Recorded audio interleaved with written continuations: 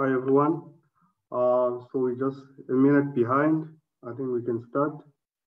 So we have quite a number of talks, postdocs, PhD and MSc students. So let's get started. Our first talk is from Dr. Manja Makoro. Over to you.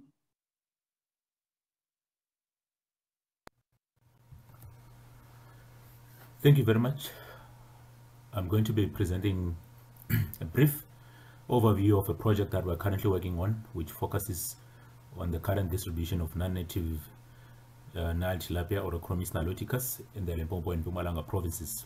I started working on this project with Nick James, as well as the late Olaf Veil, and I'm continuing to work on this project with Dr. Albert Chakona, along with Dr. Lwaba Lomofu and Dr. Dumisani Khosa. South Africa's government is currently under enormous pressure from various stakeholders to develop strategies which are aimed at addressing certain national policy objectives linked to issues such as food security, unemployment, as well as economic growth. And with this in mind, the government is exploring whether inland fisheries can be used as one of the sustainable approaches to address the aforementioned policy objectives. South Africa's inland fisheries policy is currently in the final stages of development, with the latest update being that the final draft of the policy has been accepted by Cabinet. And this policy needed to be informed by sound and reliable knowledge of science.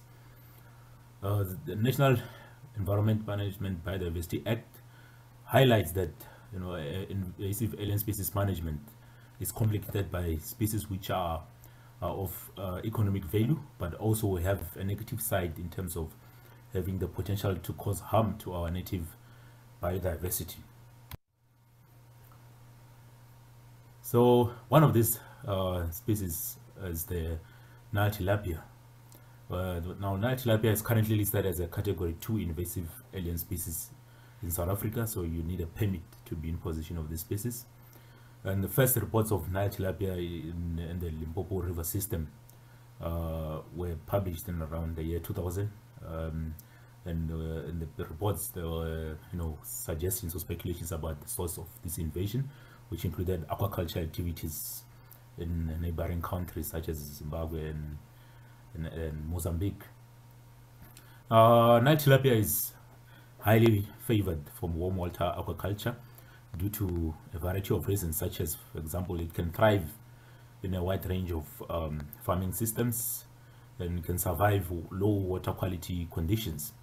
And it has a relative growth rate compared to Mozambique tilapia, in that it can, for example, reach a market size of between 600 and 800 grams in a space of less than a year.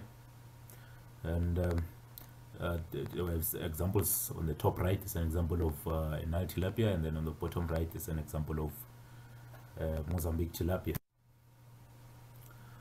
The threat of Nile tilapia in a South African context is that, for example, it can hybridize with native corn generics such as our Mozambique tilapia or Chromis mozambicus, and over time this can lead to genetic pollution. And the bad news is that Nile tilapia does not have to be established in a water body to have an impact. Just a few individuals can potentially form hybrids with our native Chromis. In South Africa, aquaculture permits for the use of Nile tilapia have been granted in certain areas where winter water temperatures fall below the 12 degrees Celsius temperature limit for Nile tilapia, in areas such as the eastern, some parts of Eastern Cape and the Western Cape, and also in Gauteng. And no permits have been granted in the warmer provinces such as Limpopo and Mpumalanga. This was done in order to prevent accidental release of Nile tilapia from aquaculture facilities, for example, into what is considered to be prime habitat for our native Mozambique tilapia. So currently there have been several anecdotal reports of Nile tilapia presence in some water bodies in the two provinces. And for example, an image on the bottom right is an image that was uploaded online That's a Nile tilapia, and it states that the fish was caught in a particular water body somewhere in the two provinces. In South Africa, we have this issue of, the current extent of aquatic interventions is not well documented, and information is limited to, results of ad hoc research projects which are funded through competitive grants, such as, for example, from the WRC and the NRF. And most of this data is mostly driven by researcher interests rather than national information needs. And the government is currently, provincial authorities do not have the capacity to cover all the areas which are allocated to them. For example, some provinces have at the most 2 aquatic scientists per province. So this makes demarcating permitted and prohibited zones quite difficult.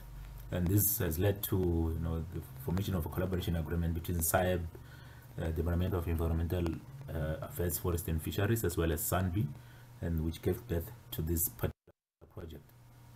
The main aims of the project and objectives were, firstly, to determine the current distribution of Nile tilapia in the 2 provinces, produce annual reports of the status of Nile tilapia invasion in the surveyed catchments. Thirdly, to obtain preserved voucher specimens from all localities, and finally, to accession genetic material for eventual phase 2 analysis to determine the presence of potential hybrids. So the sampling protocol was informed by, Nile tilapia and Mozambique tilapia have a preference for dams and lakes. So the initial focus was on major dams collected or located in the upper reaches of major catchments, with the initial target being 100 sites, and this has changed quite a lot. We make use of various sampling equipment such as gill nets, cast nets, fike nets, SAI nets, as well as an electroshocker where appropriate. From each side, we collect voucher specimens, fin clips, as well as georeference photographs of each specimen. So, up to date, we have surveyed more than 100 individual sites. We have collected more than 900 georeference voucher specimens, and all specimens are currently stored at SAIAB in the National Fish Collections Facility. Unfortunately, I cannot reveal when Nile tilapia has been detected or not detected, but currently native Mozambique tilapia, according to currently available research, stocks of Mozambique tilapia are in decline. And in areas where Mozambique tilapia and Nile tilapia are found to be co-occurring, this over time can lead to issues such as competition for breeding space. And the number of Nile tilapia escapees from an aquaculture facility really does not matter. A few individuals of Nile tilapia can make use of existing populations of Orochromys species for reproduction. Over time, this will lead to genetic pollution, which is a one-way and irreversible process. And therefore, we need to find a balance between food security priorities as well as our own national conservation priorities. And unfortunately, this is not my job. So the future plans for the project are to survey 15 more dam and river sites in Limbo and Mpumalanga, as well as some sites in the Kruger National Park. We have already started with morphometric analysis of the collected voucher specimens. This would be followed next year by analysis of the collected genetic samples to determine the presence of pure strains of both Mozambique and Nile tilapia, as well as any potential hybrids. And if the funds are available, and this is our wish to expand the surveys into other northern provinces, such as KwaZulu-Natal, as well as the Northwest, and hopefully we do get the funding to execute this part of the project. Thank you very much for the opportunity. All questions and comments are very much welcome, and thank you to all my colleagues who are part of this project. Thank you.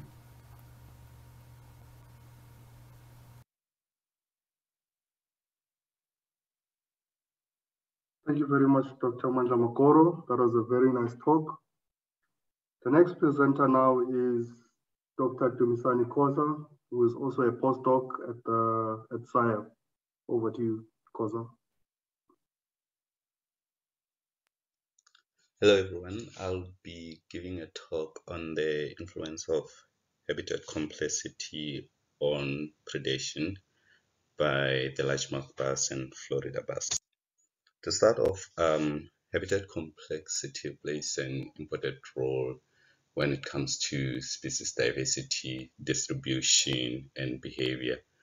How much species you're going to find in a river system is largely influenced by the number of habitat diversity you're having, because species prefer different kind of habitats, and for their life history strategies like breeding, feeding, and also the predators, they also need to have diverse habitat to move around.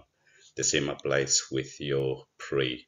To hide from predators, they need those complex habitat. So in this regard, if we have high diversity of habitat, we are likely to have more species in those particular environment.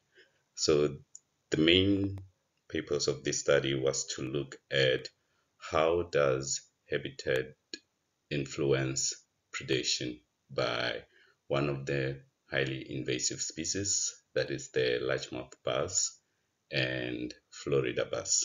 So we used comparative functional responses, whereby we consider resource utilization with regard to how much prey is available in a given time. Excuse me. So what we found from previous studies, we find that predators, they respond differently when it comes to the available habitat. For example, in this study, we looked at different kind of habitat. This is your sand and gravel. This looked at crayfish species. We found that the type of habitat, it influenced how much resource was consumed by the crayfish. For example, you look on gravel, there was less consumption, and then as you change the habitat and then you go to sand, the resource utilization increased. And then when there was no substrate or habitat kind, there was an elevated resource utilization. The same applied looking at different prey. But as I've already mentioned, if you have different kind of preys, so they will respond differently to predation, as you can see in this study. So coming to what I'll be looking at in this regard, this is your largemouth bass and Florida bass. This study looked at resource utilization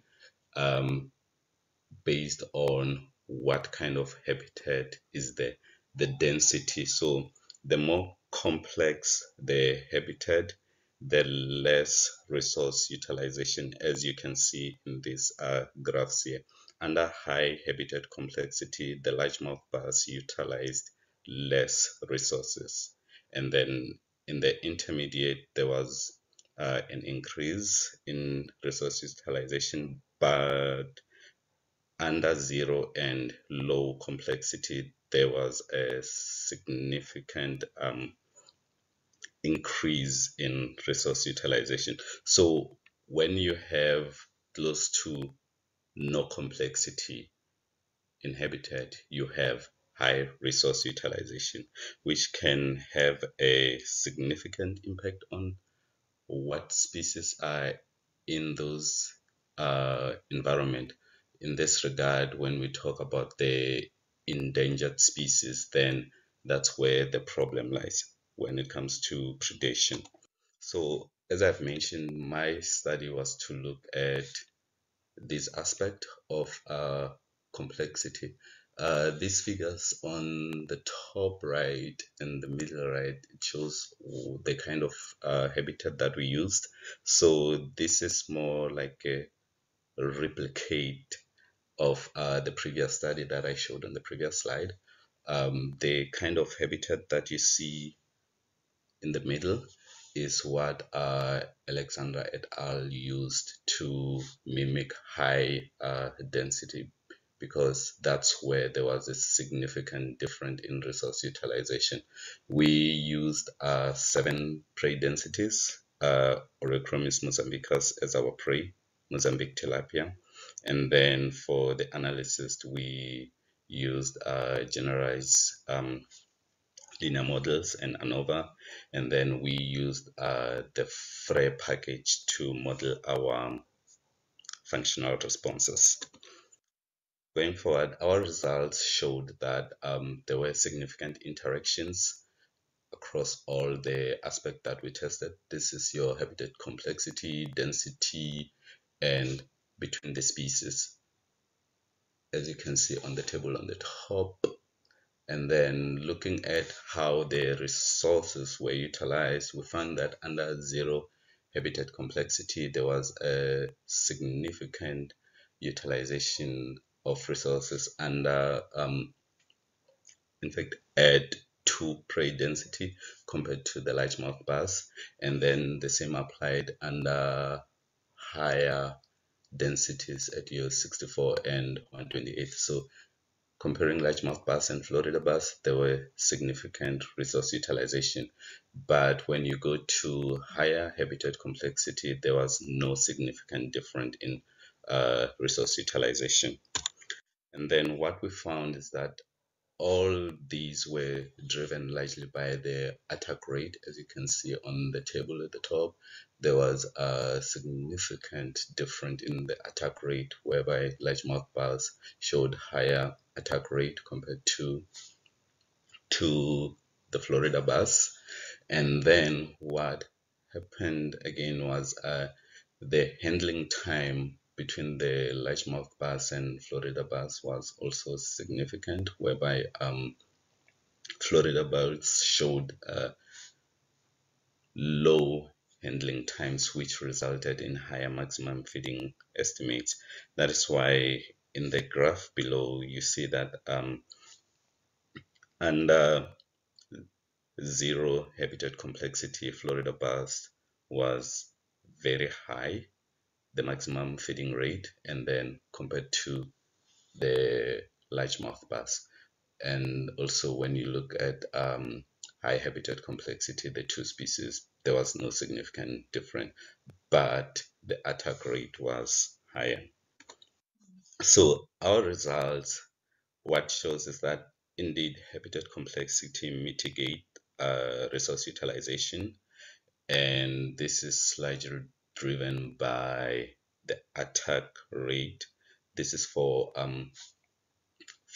the largemouth bass, and it was expected because largemouth bass, they have been shown to be very aggressive. But compared to the Florida bass, what we have is Florida bass has lower handling time. That's why we have high resource utilization.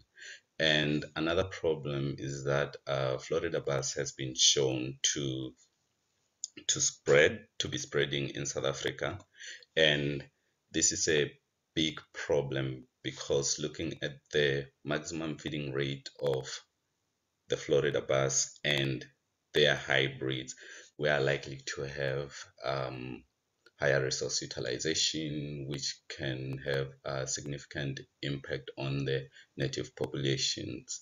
So this is a concern for when it comes to the management of the species. But the biggest problem is that they are difficult to differentiate between them, Florida bass and the largemouth bass, and the only way to separate them is through genetics. So this is another problem when it comes to the management of the species. So we can either manage the species as one, which is likely to be the way forward because they are difficult to separate morphologically. These are my references that I've used, and then I'd like to thank the following people, Numisa, Emeline, and Luba, and Josie, for assisting in the field. Cool. Thank you very much, Tumi. That was a nice talk. Next up is Luwalo Mofu.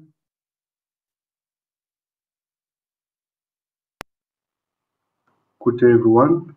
My name is Luwalo Mofu, and I'm a postdoc at the South African Institute for Aquatic Biodiversity. And today I'll be giving a talk entitled Trophic Ecology of Co-occurring Fishes in the Stingrays River Valley irrigation ponds, assessed using stable isotope and gut content analysis. Freshwater ecosystems are the most imperiled as a result of the introduction of alien species, habitat destruction, and biological invasions. The negative effects of introduced fish include biodiversity loss, biotic homogenization, and destabilization of native freshwater communities and food webs through biological interactions. The introduction of alien species in new environments is driven by many factors, such as interbasin water transfer schemes, biological control, and sport fishing. The food web structure of small water bodies has often been underestimated and their role remains largely unknown. Therefore, understanding how species potentially compete for the same resources is of great practical and conceptual importance. Quantifying interspecific interactions between native and alien species within a particular ecosystem is integral in understanding community biology by providing information on trophic dynamics related to competition, resource partitioning, and predation. Content analysis is considered standard practice for identifying food sources and can provide direct evidence of an organism's potential food resources.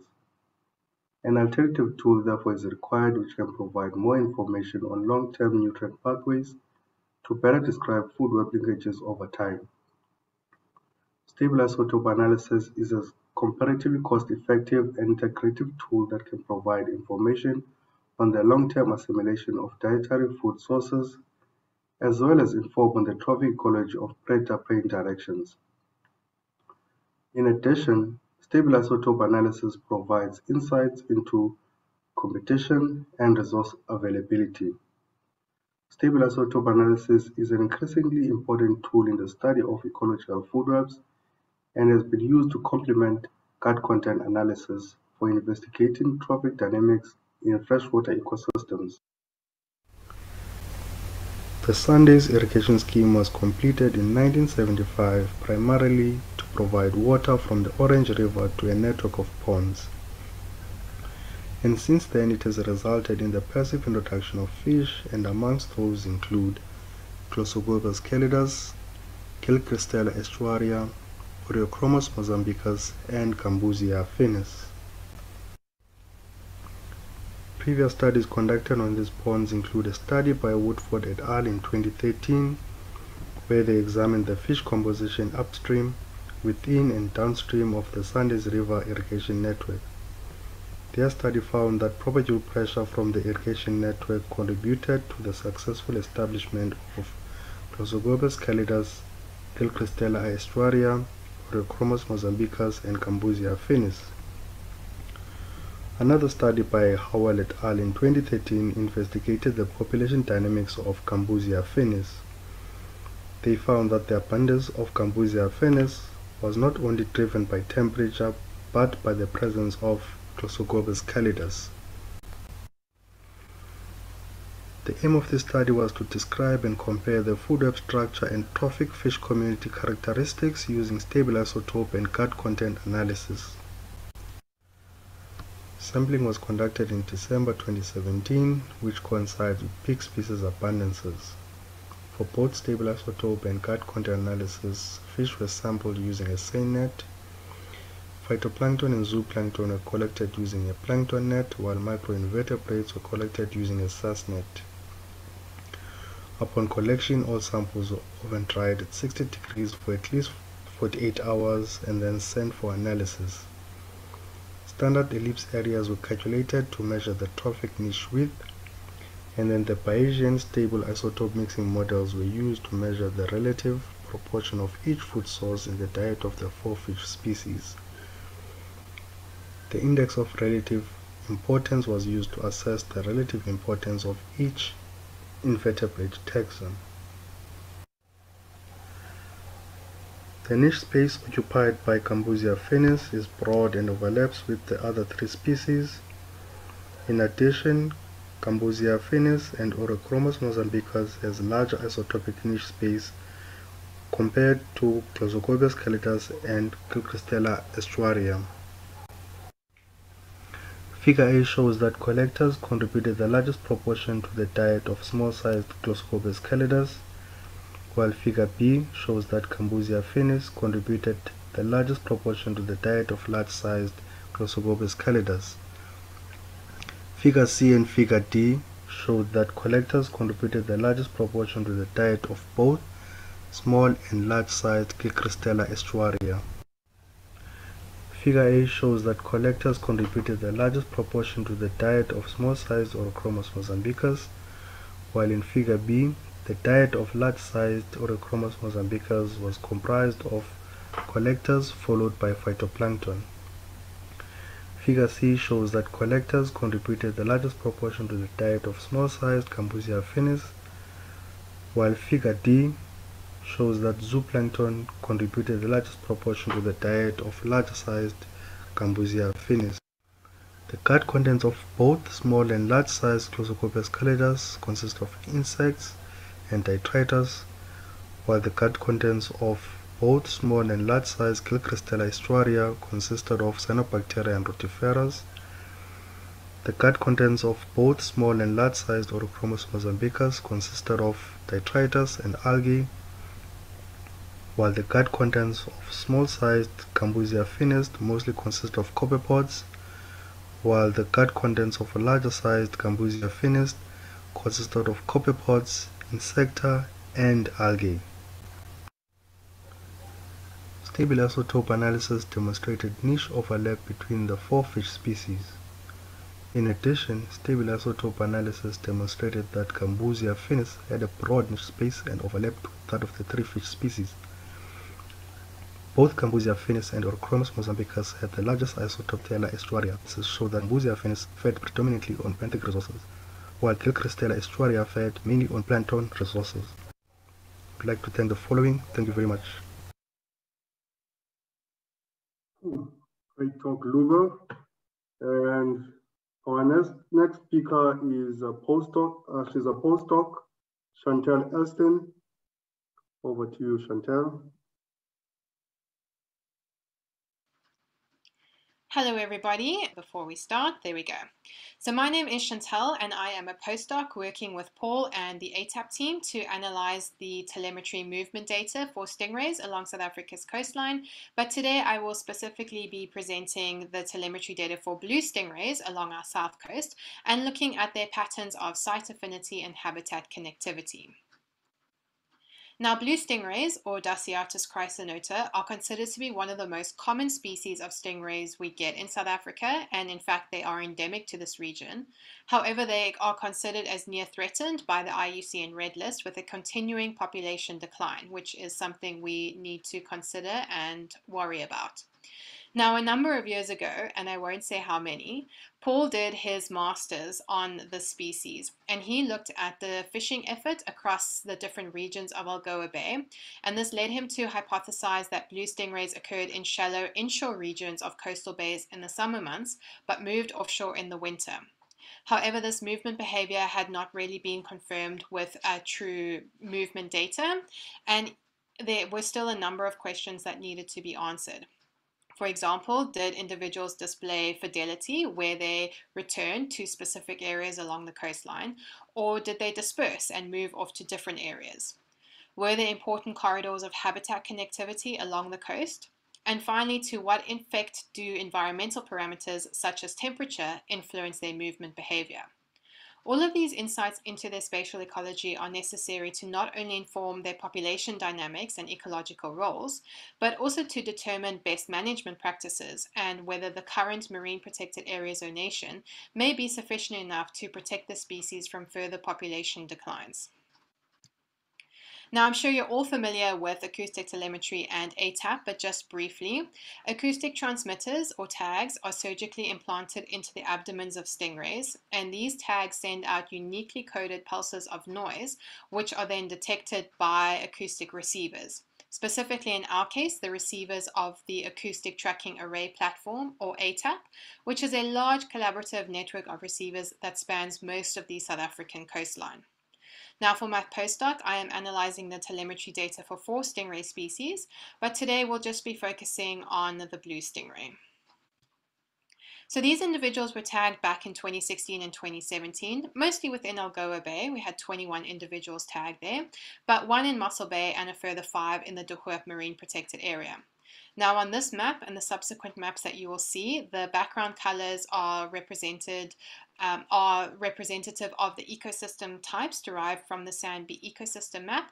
And obviously the circles are receivers and they are colored by the different regions that they are located in. So onto the results. Now, the first thing we needed to look at was whether individuals were displaying patterns of site affinity. Were they, resident, or did they return to specific locations? Now, this is just a simple daily residency plot where we have dates on the x-axis, each individual on the y-axis, and every point represents a day that they were located within a specific area. So the black dots are when they were tagged, and then each of the colors represents each of the different areas. So for example, all of the red dots that you see are when individuals were detected within Algoa Bay. Now, individuals tagged in Algoa Bay were monitored for a period of 2.5 years. Those tagged in De Hoop MPA for 1.5 years, and the individual tagged in Mossel Bay was monitored for 4.5 years. And now the strength of ATAP is its large geographic coverage. However, this does come with the downfall of having sparsely distributed receivers.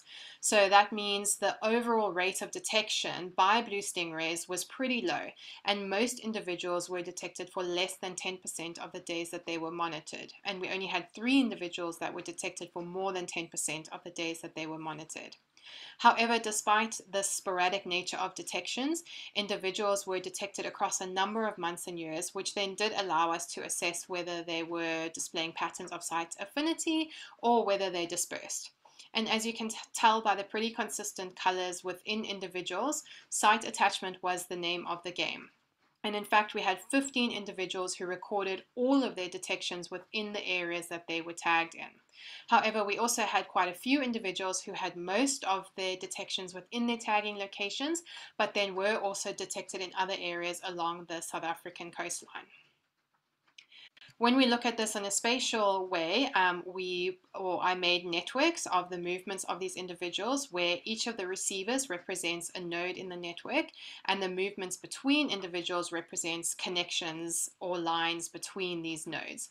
And the red network that you see are those movements made by individuals tagged in Algoa Bay, and the orange network represents the movements made by individuals tagged in De Hoop MPA and Mossel Bay. And almost immediately you can see the spatial segregation between these two groups of individuals, and they did not really have overlapping ranges of movement. And this may immediately suggest to us that there are 2 subpopulations of blue stingrays along our south coast. However, future genetic research would be needed to confirm this.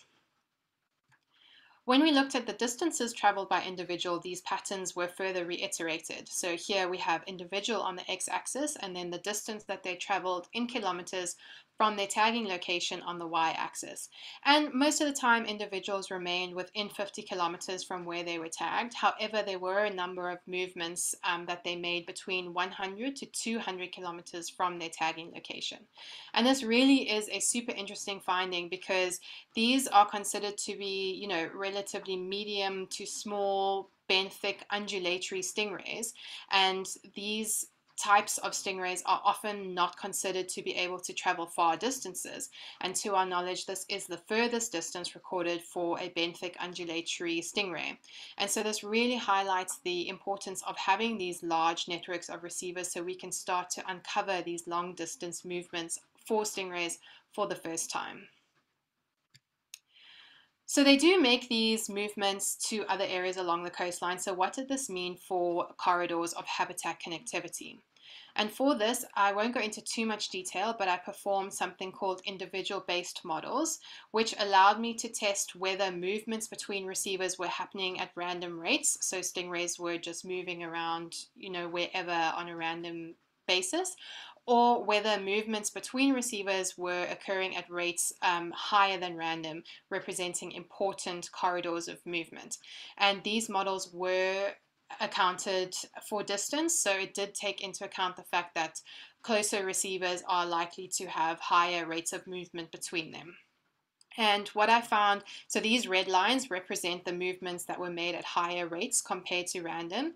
And when we look at Algoa Bay, there were these important corridors of movement to the nearby St. Francis Bay, and then also up the shallow coastline in front of around East London area, and finally to the offshore receivers of Algoa Bay. And if you look at this little graph in the bottom left-hand corner, this northwestern corner of Algoa Bay was found to be particularly important to blue stingrays because these receivers recorded most of the detections, and there were a number of important corridors of movement around here. So this really was an important little region to blue stingrays. Finally, for the individuals tagged in De Hoop MPA, which is over here, and Mossel Bay, there were important corridors of movement between these two areas. So not only does this provide important insights into things like potential nutrient flow or genetic flow, but it also shows us that the marine protected areas are likely not in good places to protect this species. So here within Algoa Bay, this important corner is situated just outside of the Addo marine protected area. So most of the time they are not being spatially protected. And furthermore, for those individuals, even though they were tagged within an MPA, they made frequent movements outside of the MPA to the nearby Mossel Bay, which again represents times where they are not being spatially protected. So finally, I looked at the effect that temperature may have on the movement behavior for blue stingrays. And this is a plot of daily temperatures within Algoa Bay. And the red dots represent temperatures in the inshore region, and your blue dots represent temperatures in the offshore region. Your red blocks are your summer months, and your blue blocks are your winter months. And what we found was that specifically in summer, the inshore region was much warmer and the offshore region was much cooler. And so these temperatures were quite divergent from each other. And this is likely due to the seasonal summer upwelling events that happen in this area. However, in your winter months, there's much more mixing of the water column. Temperatures are much more homogeneous. And so your inshore cools a little bit, your offshore warms a little bit, and the temperatures between these two regions are much more similar to each other in winter months. Now, this was found to significantly influence the presence of stingrays to different regions, and I performed generalized additive models, or GAMs, looking at the probability of daily detections for blue stingrays to both the inshore region of Algoa Bay and to the offshore region and neighboring habitats. And it was really interesting to see that within the summer months, when the offshore temperatures were cooler and the inshore temperatures were warmer, there was a much higher probability of detections by blue stingrays to the inshore region of Algoa Bay. However, the opposite was true for your winter months, when your offshore temperatures were warmer and your inshore temperatures were cooler. And during these times, there was a much higher probability of presence by blue stingrays to the offshore and neighboring habitats. And so this really suggests to us that in summer months, when this offshore is much colder, this represents a habitat that is not thermally advantageous to blue stingrays, and they restrict their movements to these inshore regions. However, in winter months, when the temperatures are much more similar, they can move out of this inshore region, they can move off to the offshore and neighboring habitats where they can exploit a larger range of habitats, potentially exploiting more food resources or for mating behaviors or something along those lines. But yeah, it was really found that temperature significantly influenced where these blue stingrays were being detected. So to conclude, there were these important patterns of site affinity to specific areas, and stingrays really seemed to remain or return to specific locations. But despite this, there were still important movements or corridors of movement between different habitat types and along the coastline. And this occurred on a seasonal basis, and movements were significantly influenced by temperatures. There may be two different subpopulations along the south coast, but again, this would need to be confirmed. And we saw that the MPA zonation is currently not adequate enough to protect the species from further population declines. And so with that, I would very much like to thank ATAP and the team, as well as all the funders for ATAP. And yeah, thank you for listening. I will take any questions. Thank you very much. That was a brilliant talk. Next up is Takuzo Mativanzira. So Taku just recently won a Research Excellent Award. Well done on that, Taku. Over to you, Taku.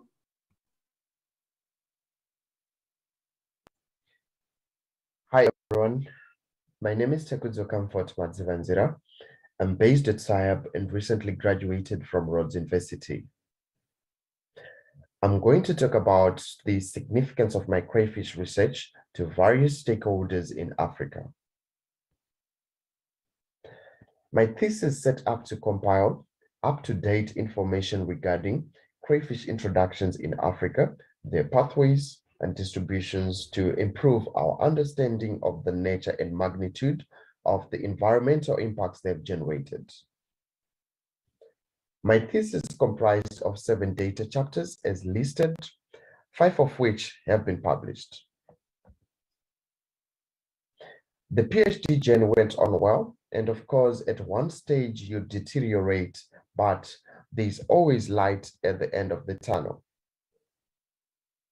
So after the completion of my PhD work, there are certain simple but challenging questions that I often receive directed to the work I did that, if not properly answered, our work would just be regarded as an intellectual exercise. The questions which are mostly asked are, what is the significance of your research?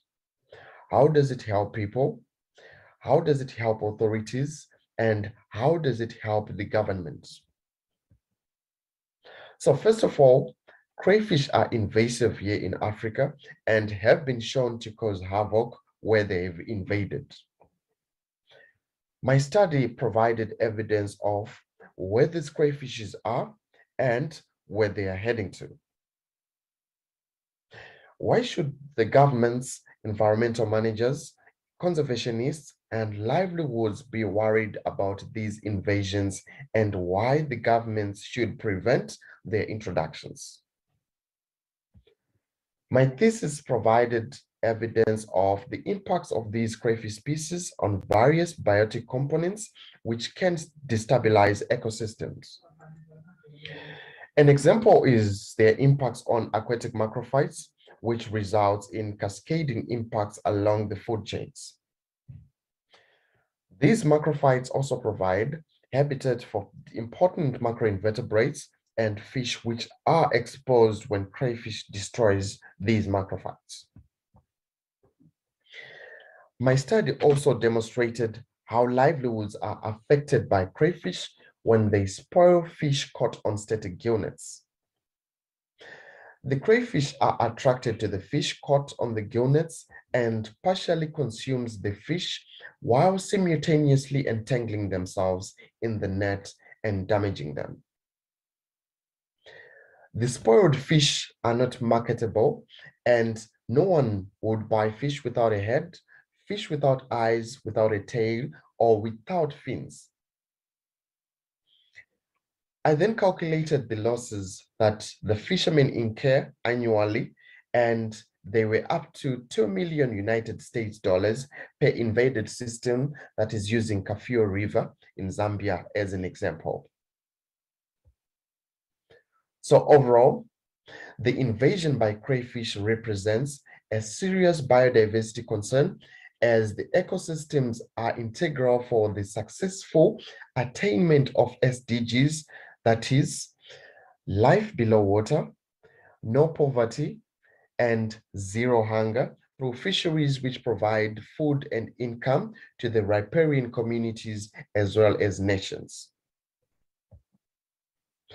Information provided in my thesis is vital to compel management to implement legislation or management interventions that prevents the introduction or spread of crayfish to avoid catastrophic impacts in Africa. I would like to thank Olaf and Josie for this amazing PhD opportunity, NRF SAIAB, the research chair, WWF Zambia and DLB Ecology, our department, and our amazing research team, friends and family. And if you have further questions, you can email me, follow me on Twitter, or follow our research by liking our Facebook page, that is Olaf's Research at SAIAB. Thank you, ladies and gentlemen, for listening. Again, you are forever missed, Olaf. Thank you very much, Taku. Next presenter is Phumzandaleni. Good afternoon, everyone. My name is Phumzandaleni. I'm doing my PhD with Rhodes University in collaboration with SAIAB. My supervisors are Professor Nikki James and Dr. Josie South.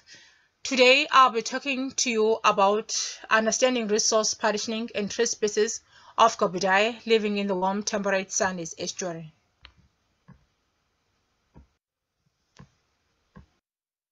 That utilize the same habitat, compete with one another for resources like space and food. Under limited resources, and if species have exactly the same niche, exclusion of the less competent species occurs. Therefore, in order to coexist, organisms must employ some forms of niche separation, and this is called resource partitioning, with examples including habitat and food. Habitat partitioning is the first method they employ to minimize competition, as it enables them to use the same resources but from different habitats. Feeding morphological traits determine the range of phenotypes that a consumer can consume, hence differences in diet are observed between species and size classes. For this reason, feeding morphological traits are a useful tool for measuring the potential of food competition between coexisting species. For example, in a study by Sibing et al. 2001, the diet of different barber species was shown to be dependent on their morphology. In Netherlands, Ponticola cancleri was observed to have overlapping diets to native coated species based on similarities in their morphology. For the purpose of this study, habitat partitioning, morphological, and dietary differences are used as a measure of resource partitioning between coexisting Psammogobius nasnensis, Caphragobius gilchristi, and Glossogobius calidus.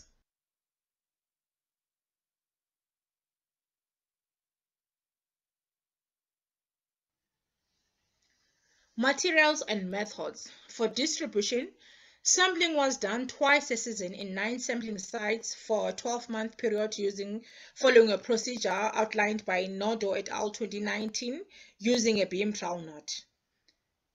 YSI multimeter probe was used to record physiochemical parameters. Sediment samples were collected in March 2020 and analyzed using a dry sieving method. For morphological measurements were taken following a procedure outlined by Nagagalge et al. 2018, whereby the external body measurements were taken, head measurements were taken, mouth measurements were taken, and also the gill rega measurements were also taken. PCA was performed on standardized data to compare overall morphology of different species. Food fish model developed by Sibing and Nagagalge 2001 was used to quantify the ability of functional feeding trays to feed on different food types listed below. Dietary analysis was conducted following the procedure outlined by Heslop 1980, whereby the prey abundance, frequency of occurrence, and percentage of volume was determined. Index of relative importance was determined using this equation, and for comparative purposes, percentage index of relative importance was calculated.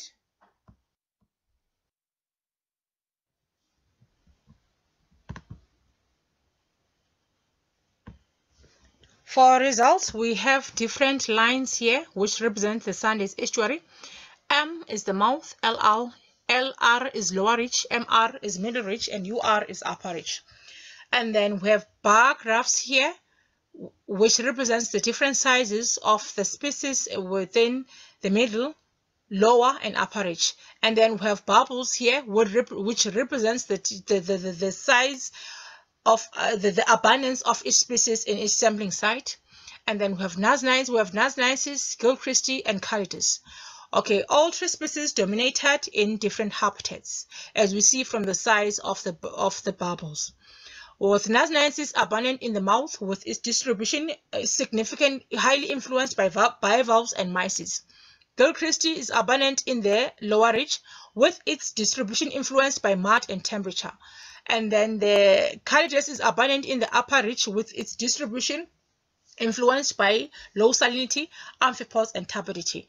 And the bivalves are common in the diet and mysis are common in the diet of nasnensis. Similarly, amphipods are also common in the diet of Calidus. And this means that the distribution of nasnensis and the Calidus are influenced by prey availability.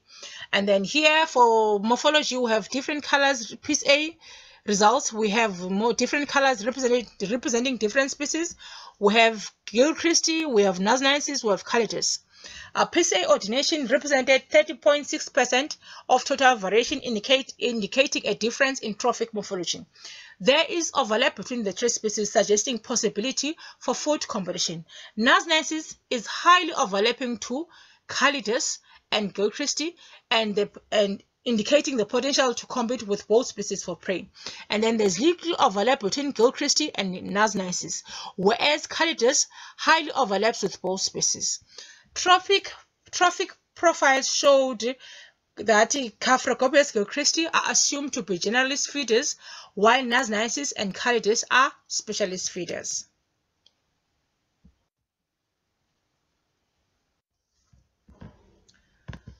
For diet results, we analyze the diet in the lower and then in the upper section. And then in the lower section, we compare the diet between nasnensis and Gilchrist, since they were abundant, both abundant in the lower section. And then in the upper section, we compare the diet of Calidus and nasnensis, since we've managed to catch high numbers in this species. So we have different colors representing the different prey items. Numbers on top represent the numbers of individuals captured. As predicted in the morphology, all three species had overlapping diets, with cyclopods common. And then small size nasnensis and Gilchrist had similar diets, with cyclopods common, and as they became old, they specialized in different prey items. And then for nasnensis, they had high consumption of bivalves, whereas here there was high consumption for Gilchrist, there was high consumption of mysids and amphipods. As predicted in the morphology chapter, nasnensis and Calidus had similar diets in the upper reaches, and then this explains why they dominate in different habitats. Here we see during small sizes, they both consumed high numbers of amphipods and cyclopods. And again, during large size classes, amphipods and the chironomids were dominant in the diet of both species. Similarly to the trophic morphology results, nasnensis is a generalist feeder. In conclusion, since similarities are observed in the diet of all three species, habitat partitioning reduced their competition, since the three species dominated in different sites. Though both nasnensis and the Gilchrist were abundant in the lower section, in the lower section of the river, they dominated in different sites.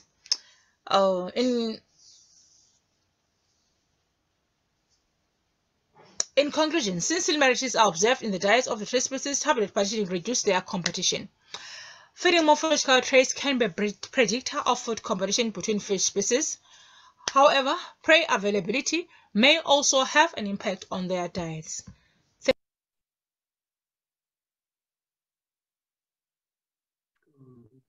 Thank you very much, Pumza. Our next speaker is Godfrey Padare. Good day, ladies and gentlemen. My name is Godfrey, and I'll be taking you through some of my master's work. From previous presentations, I have talked about how estuarine protected areas are an effective management tool for fish species using my study species, spotted grunter. The background for this study was the realization that even though there has been a considerable effort put into determining whether no-take marine protected areas are beneficial for the management and rehabilitation of fish stocks, surprisingly, there is still few studies that do the same for the adjacent estuarine environment, even though a number of important fishery species are dependent on these habitats for a large proportion of their life histories, spotted grunter being one such fishery species. In this study, 14 spotted grunter were tagged with acoustic transmitters in the Hoko estuary in Western Cape were monitored for 1 year, which was between March 2013 and February 2014. The Hoko has two zoned areas, a no-take zone and a controlled angling zone with a bait collection area which is permitted only along the eastern bank. Tagged spotted grunter displayed high levels of estuarine fidelity as most, 92% of the fish, on average, spent the entirety of the monitoring periods in the estuary and only spent 8% at sea in the study. In a study in 2017, a proportion of tagged fish, which were tagged in the Kariga and Bushman's estuaries, remained within their tagging estuary throughout the monitoring period, illustrating the high dependence of this fish species on estuaries and also particular estuaries for certain individuals. The entire length of the estuary was utilized by 9 fish, which is 64% of the tagged fish, and the blue bubbles on this bubble plot show the release site for that particular fish. And as you can see, for most fish, it is also the receiver that had the most time spent, or the receiver next to it. This indicates site fidelity. The fish spent more time in the EPA, 63%, than in the open zone, which was 37%, and a range from 0 to 100. Despite this large variation, these fish were still afforded some protection during their life history. This then brought the thought to investigate whether the application of an estuarine protected area would be feasible in other estuaries. Drawing on results from other studies conducted in the Bushman's, Greatfish, and Kariga estuaries, the level of protection afforded to spotted grunter in all these estuaries was assessed and compared by creating hypothetical EPAs of similar sizes. The EPA boundary was calculated to be at 12% of estuary length, where 12 to 100% was the no-take zone. The numbers in red are the amount of time spent in the open zone, as best represented by the calculations, and the numbers with the asterisks are estimated values. For the Bushman's and Kariga estuaries, we just took the time spent in the estuaries to be the EPA and the time at sea and other estuaries to be the open area. However, 6% of the open zone for Kariga fish fell within the protection of the Bushman's River because of the time spent in the estuary. Because these fish moved between the Kariga and the Bushman's, and the entire monitoring period of the Kariga fish, 6% of that monitoring period was spent within the protection of the Bushman's estuary. The information from this study suggests that estuaries are a critical habitat for this population of fish. Most of them spend their time in the estuary compared to the sea. The tagged fish spend most of their monitoring period in the no-take zone. Although this provides good protection for the spotted grunter population, they are still available to the fishery and to be fished, as they spend some time, which is 40%, in the open access reaches. The site fidelity, residency, connectivity, and homing behavior suggest that implementation of a collection of no-take EPAs along the South African coastline will significantly increase the protection of this estuary-dependent fish species. And that is the end of my talk. I would like to thank all the institutions that funded this research or this project, and I would like to thank my supervisors, and thank you for listening to. Thank you very much, Godfrey. The next presenter is Vivian Dames, a PhD student.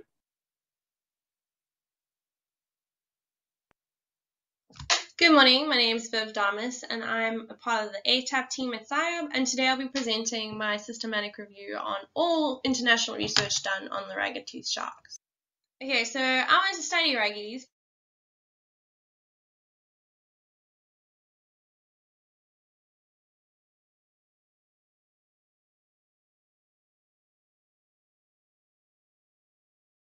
So I started off with about 1,812 search results and then whittled it down to 142 journal papers, book chapters, and dissertations.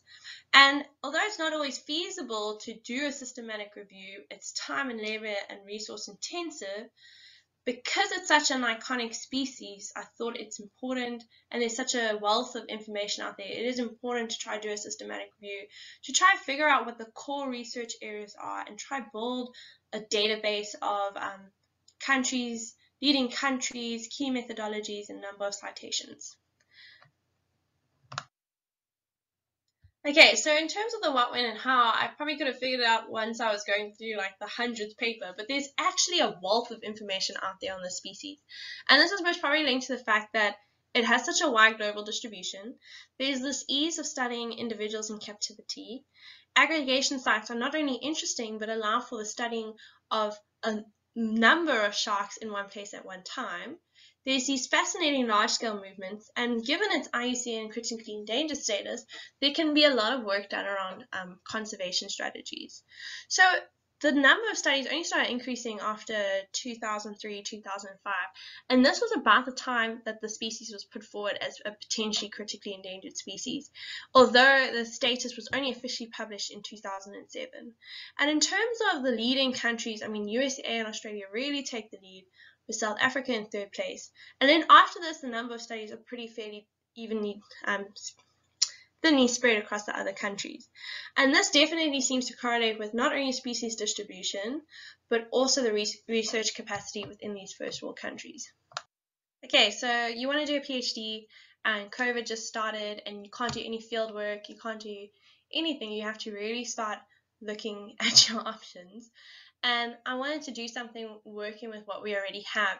And we actually, if you put it all together, we have an amazing data set on ragged-tooth sharks. So we have over 95, in South Africa, we have over 95 animals that have been tagged between 2007 and 2021. And only 37 of these have actually been included in published literature. So 81 of these animals were detected, many are still active, and interestingly enough, 12 are actually aquarium releases. So this amounts to a whopping 1.6 million detections from 5 to 150,000 per animal. So there's a lot to work with. There's a lot of potential for fine scale, high detail movements, and we can try address some of the gaps that I've now noticed within the systematic review. So for instance, what are these gaps that I mentioned? So there are quite a few, but some of the ones that really interested me is that given that there's so many movement studies, the power of these studies is actually relatively low. So they all run for about 100, most run for 100 days to a year. So they're not long-term studies. 2 studies have run for as long as 5 years, and on average they only use about 10 to 15 animals, with those 2 5-year studies including 37 and 33 animals. And this really boils down to a big limitation in acoustic telemetry being not enough time and not enough money. So moving on to aquarium releases, because veterinary and keeping animals in aquaria is such a heavily studied area for raggies, there's actually been very little work on releasing these guys back into the wild. Apart from Smale in 2012, who looked at 4 animals, 3 of which survived, there actually has been very little work done on how those animals integrate back into the wild, how long they survive for, and just a whole bunch of general movement behavior. And one thing that really fascinates me is estuary usage. I mean, South Africa light tackle fishing competitions, I mean, they catch so many raggies, whether they're juveniles to adults, in estuaries around the Eastern Cape. And I know of some people who actually actively target them, and they're almost guaranteed a raggy when they go fishing for them in the estuaries, and sometimes quite high up.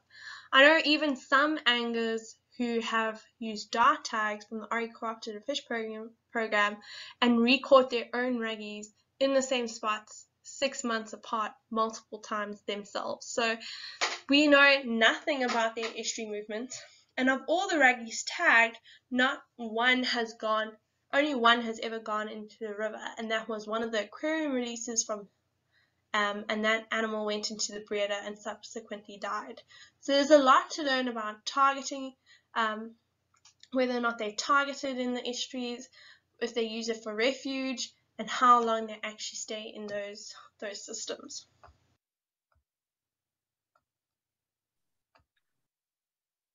Brilliant. Thank you very much.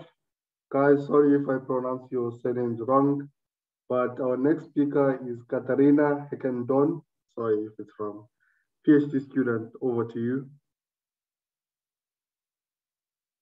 Thank you for listening to my talk about understanding the small-scale fishery around Pemba Bay and the fishing decisions and consequences of those decisions.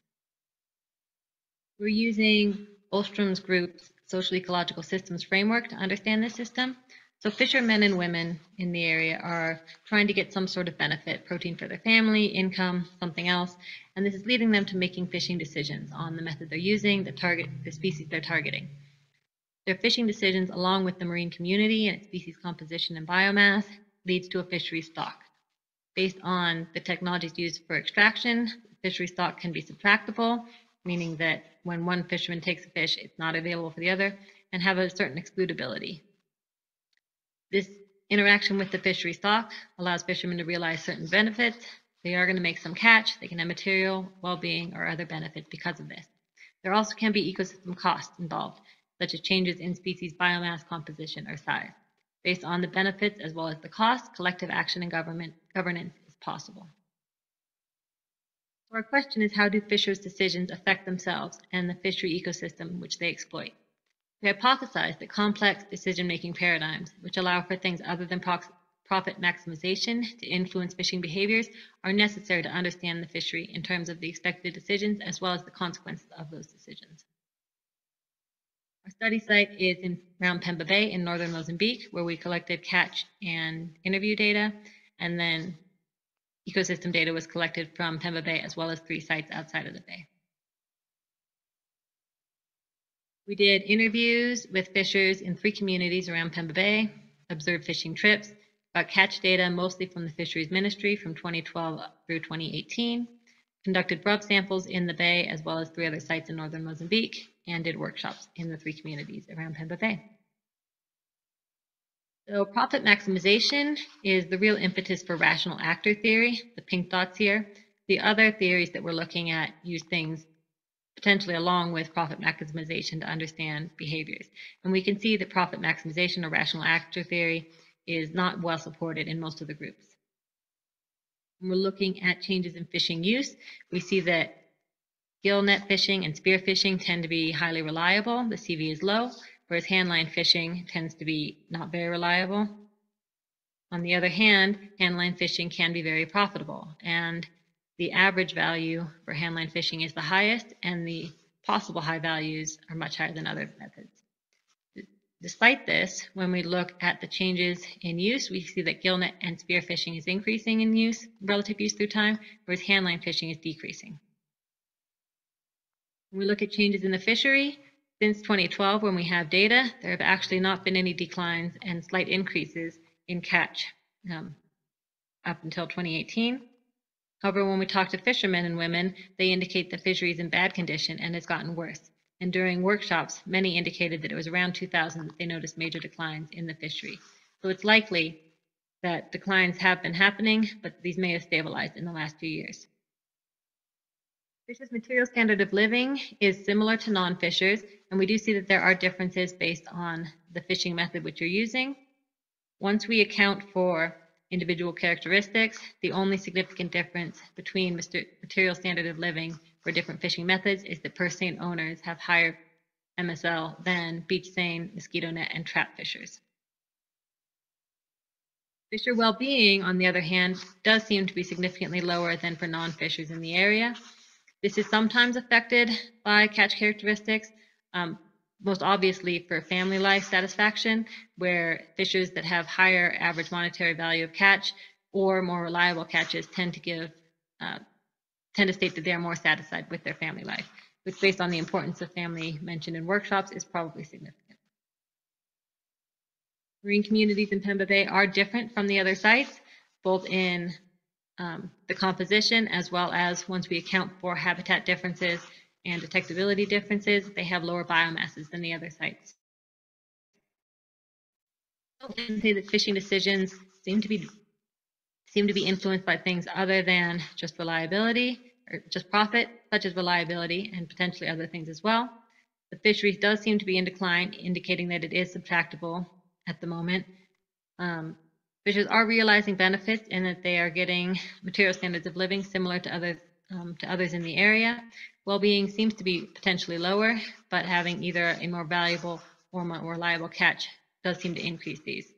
The ecosystem costs in the bay show that there are lower biomasses within Pemba Bay, and because of these costs and the necessary benefits, collective action has started. Co-management has been proposed and has started in many communities around the Bay. However, at the moment, there isn't a whole lot of interaction.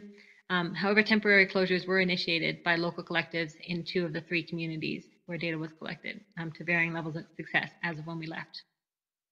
So thank you, and I will take any questions.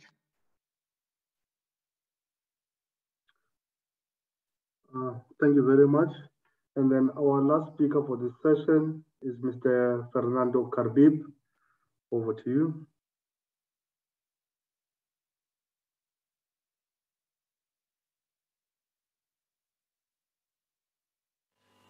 Good day, ladies and gentlemen. I am Fernando Harold Kaiber, a master student through Rhodes University. My talk for the day is on the micronutrient composition of commonly consumed fish species from the Kavango River. Globally, over 2 billion people are estimated to be deficient in essential vitamins and macronutrients. An estimated 23.2% of the population in sub-Saharan Africa suffer from chronic food deprivation. During the study, 4 species were selected, namely Orochromis androsoni, Coptotangendali, Zambezi River bream, Pharyngochromis acuticeps, and a number of Enteromy species. These fish species are the ones that are commonly harvested, especially by women and children from the Kavango River floodplains. The objectives of the study was to evaluate the micronutrient content of the 4 species that are harvested, and then secondly to evaluate the nutritional contribution of these 4 species in terms of the recommended daily requirement to pregnant and lactating women and children aged 1 to 3, and then to compare the nutritional value of the 4 species to other commercially important fish species from other studies.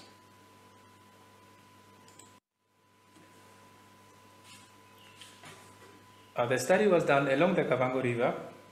A 10-meter seine net was used to sample shallow water at 12 different localities.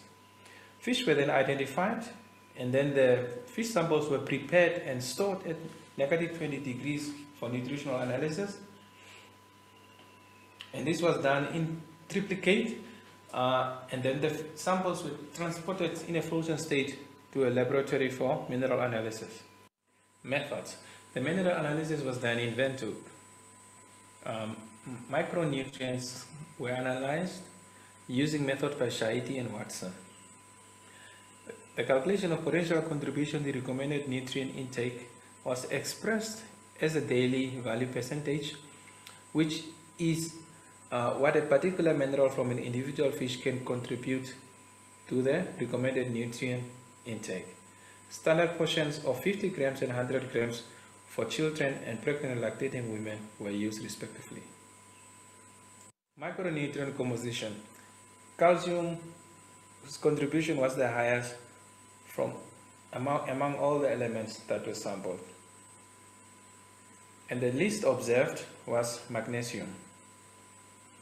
However, there was no significant difference in the mineral content among all the species that were sampled. The potential contribution to pregnant and lactating women, Enteromeus and Pharyngochromis acuticeps had the highest contribution of calcium, followed by Orochromis androsoni. The phosphorus contribution was higher than 25% from all the fish species sampled. Potential contribution to children aged 1 to 3 was that the Zambezi bream had the highest contribution of calcium, about 134%, and Enteromeus species had the highest percentage contribution of phosphorus at around 85.1%. The sodium, potassium contents were the lowest in all the species. Only the Enteromeus species had more than 25% DV for copper.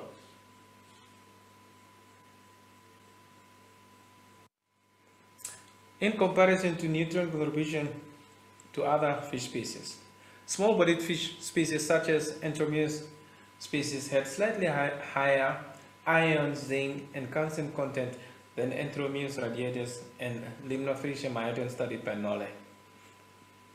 However, the macrominerals potassium and magnesium were lower in value, but within the range of average of the two species.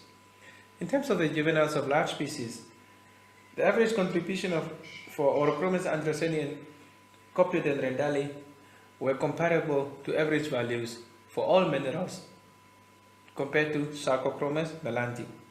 The iron content in Orochromis andrewseni was slightly higher, but in close range to Tilapia swarmani.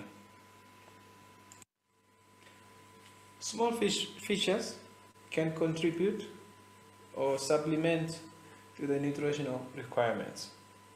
Enteromeus species and Pharyngochromis acutissef had the overall higher mineral content and thus a higher DV% contribution for calcium and zinc. In particular, reference to zinc, 100 gram Enteromeus species could contribute 69.8% and 68.1% to RNI for pregnant lactating women and children respectively, whereas Coplodon rendali of the similar portion can only contribute 50% to the RNA. And among all fish species investigated, Orochromis andrewseni showed the highest iron content. It is vital to investigate the aquaculture potential of the small fishes by looking at their water quality tolerance, feeding, fecundity, in captivity, and mass production for potential small household ponds, and then to document the fish eating culture and practices within the study area. Thank you. Any questions?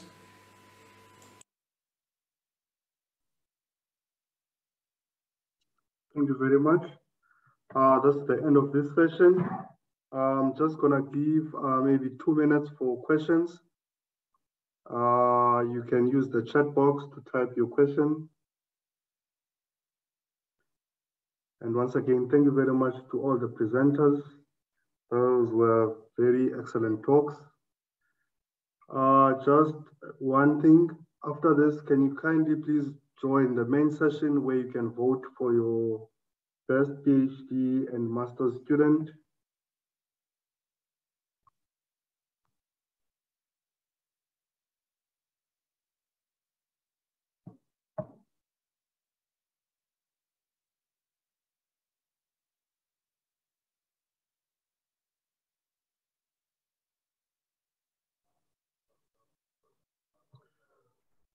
Okay, since there are no questions, can we all join the main session then so that we can start voting for students?